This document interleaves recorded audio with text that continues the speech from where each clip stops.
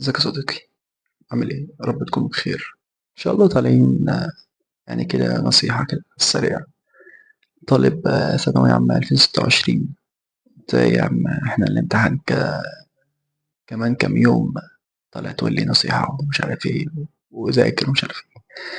والله نصيحة من القلب، بس فانا قلت يعني كنت متردد الصراحة ان انا انزل الفيديو ده، بس قلت يعني ايه، تبقى صدقة جارية المهم ينتفع بيها. بص يا صديقي، انا عارف ان انت خلاص جبت اخرك.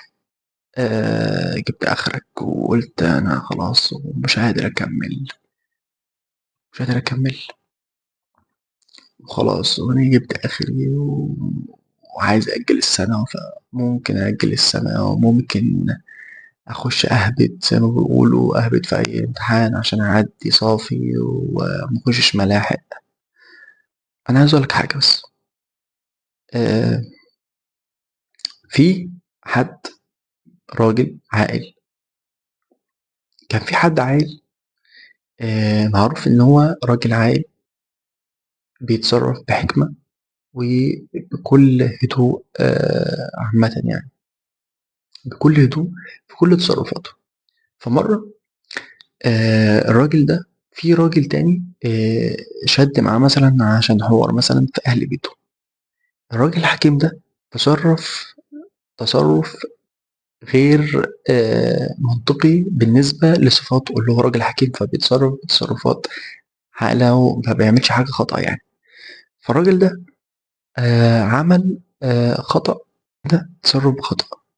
فمثلا في واحد مثلا آه، ففي حد من عيلته قال له انت ازاي انت عملت الخطأ ده؟ انت راجل، ازاي انت تعمل الخطأ ده؟ كذلك انت طالب ثانوية عامة.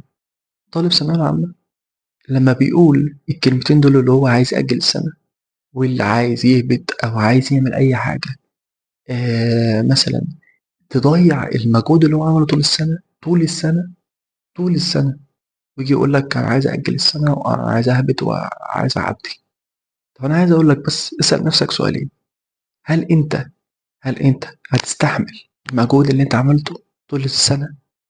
هل انت هتستحمل ان انت والدك ووالدتك يعيشوا المعاناة بتاعت السنة دي؟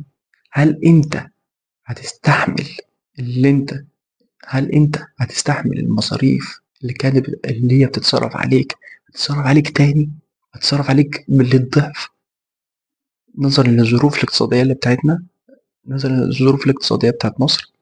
كل يوم الحاجة بتزيد الضعف وأكتر كمان. هل أنت فكرت في ده؟ لأ، أنت ما فكرتش في ده كله. محمد، أنا عندي سؤال. طب أنت عندي سؤال. هم حاسين اللي أنا حاسس بيه؟ هم تعبوا هم تعبوا على قد ما أنا تعبت طول السنة؟ أنا عايز أقول لك إن كله بيتعب، كله بيتعب. باباك بيتعب، مامتك بتتعب، أنت بتتعب، اللي حواليك كلهم بيتعبوا. بس الفرق في نوع التعب أو شدة التعب. أنت الراجل، ده مستقبلك، أنت مستقبلك. يعني مثلا زي ما بقول إيه، آه اسمه ده، مثلا محمد واخد دور بطولة في فيلم ما. البطل ده بيطلع في معظم المشاهد. كذلك أنت طالب ثانوي عام، أنت البطل، أنت لازم تطلع في كل المشاهد. لازم ده الضغط عليك أنت لازم، أنت اللي عليك تجيب النتيجة، أنت اللي عليك العين والليل زي ما بيقولوا. فأنت لازم، أنت اللي لازم يكون عليك الضغط كتير. ما علينا. طيب عايز أقول لك إيه، عايز أقول لك تقعد مع نفسك كده 5 دقايق بس كده. يعني إيه، ما تفكرش في ثانوية عامة، يعني فكر بس كده إيه، واحدة واحدة بس كده. عايز أقول لك حاجة، أنا عايزك تعمل حاجتين بس، حاجتين. عايزك تحب نفسك شوية. إزاي تحب نفسك؟ جهدك، وده مستقبلك، وده اللي هيترتب عليه لحد بعدين. يعني ده مستقبلك، يعني الكلية مثلا اللي انت هتخشها دي اللي انت هتبني عليها مستقبلك. برضو عايز اوجه نصيحة برضو لأولياء الأمور. برضو كلمة طيبة تجبر الخاطر. في حاجة اسمها جبر الخواطر، إن أنت تجبر خاطر شخص ما، إن أنت شايف ابنك أو بنتك في ضغط ثانوية عامة، أنت في بيت عندك ابن أو بنت في ثانوية عامة، يعني زُقّه، قُل له ربنا معاك، ربنا يوفقك، يا ابني اتعب وربنا هيكرمك، بس أنت اعمل اللي عليك وإحنا راضيين بكل حاجة. طمّنه.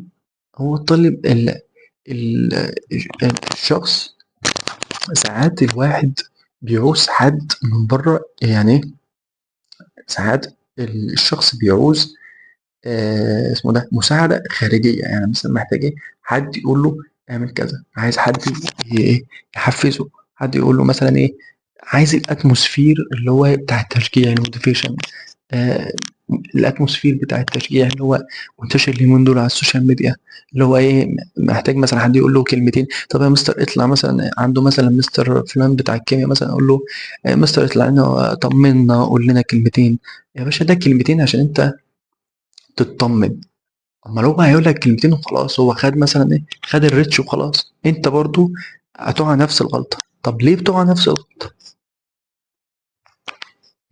برضه هارجع أقول لأولياء الأمور إن ابنك خلاص جاب آخره، بس هو بيحاول إرضاء جميع الأطراف، قُل له كلمة يعني تطمّنه، تساعده على ال الضغط النفسي اللي هو فيه، أي كلمة طيبة تجبر خاطر ال الطفل وهو صغير يبقى عنده سنة سنتين، لو اديت له جنيه في الزمن ده، لو اديت له جنيه في الزمن ده هيحبك، وهيشوفك اللي هو مثلك الأعلى، مثلك الأعلى اللي هو الrole model بتاعي. نفس الطفل لما يكبر يبقى عنده 20 سنة، أنت نفس الشخص هتروح تدي له جنيه هيقول لك، هيحتقرك. بس أنت بتديني جنيه، ده الجنيه ده مش ما بيعملش حاجة، ما بيجيبش حاجة.